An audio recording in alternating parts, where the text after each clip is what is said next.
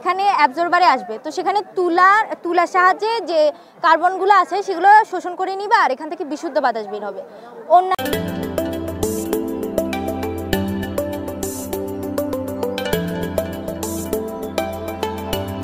আমি এই মুহূর্তে আছি 46তম জাতীয় বিজ্ঞান ও প্রযুক্তি সপ্তাহে। উপজেলা প্রশাসন রামগড়ের আয়োজনে মেলাটি খুবই জমে উঠেছে। উপজেলার বিভিন্ন শিক্ষা প্রতিষ্ঠানে অধ্যয়নরত শিক্ষার্থীরা তাদের উদ্ভাবনী চিন্তা থেকে বিভিন্ন ধরনের প্রজেক্ট বানিয়ে নিয়ে আসছে। তো এখন মূলত এক এক করে তাদের সেই প্রজেক্টগুলো দেখব।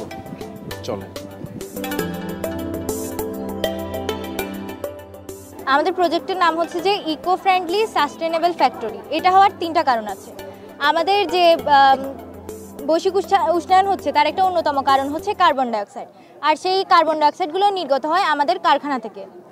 তো আমাদের লক্ষ্য হচ্ছে যে কারখানা থেকে কার্বন ডাইঅক্সাইড নির্গত না হয়ে যদি বিশুদ্ধ বাতাস নির্গত হয় তাহলে আমাদের পরিবেশে বায়ু দূষণ অনেকটা হলেও কমে যাবে। সেই জন্য আমাদের এখানে যে জ্বালানি আছে, সেই যে জ্বালানির পর যে কার্বন ডাইঅক্সাইডগুলো উৎপন্ন হবে সেটা একটা ফ্যানের সাহায্যে এখানে অ্যাবজর্বারে আসবে, তো সেখানে তুলার সাহায্যে যে কার্বনগুলো আছে সেগুলো শোষণ করে নিবে আর এখান থেকে বিশুদ্ধ বাতাস বের হবে। অন্যান্য দেশে এই কাজটা বিভিন্ন ব্যয়বহুলভাবে করা হয়, কিন্তু আমরা যেটা প্রাকৃতিক তুলা থেকে প্রাকৃতিক তুলার সাহায্যে আমরা সেই কার্বনগুলো অ্যাবজর্ব করব। আর যখন যেই তুলাগুলো নষ্ট হয়ে যাবে তখন আমরা সেই তুলাগুলো এখানে মাটির নিচে চাপা দিয়ে দিব, যেটা পরিবেশের সাথে মিশে যাবে, সেটা পরিবেশের জন্য ক্ষতিকারকও হবে না। 5 লিটার দাম হচ্ছে 75 টাকা, সেখানে একটা ব্লকের দাম মাত্র 40 টাকা। তো আমরা এখানে আমাদের সাশ্রয় হচ্ছে 30 টাকা। তো আমরা যদি আনুমানিক 40,000 ইটের একটা ফ্যাক্টরি বানাই তাহলে সেখানে আমাদের মোট খরচ হবে 6 লক্ষ টাকা।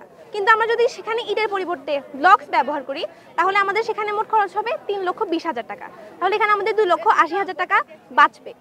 আর ইট বানাতে হচ্ছে জ্বালানি খরচ হয়, কাঠ খরচ হয়, কিন্তু ব্লকস বানাতে লাগে সিমেন্ট আর বালি। রাস্তার ক্ষেত্রেও একই। আর আমরা এই পুরো ফ্যাক্টরির কাজটা সম্পন্ন করবো হচ্ছে যে সোলার প্যানেল দিয়ে।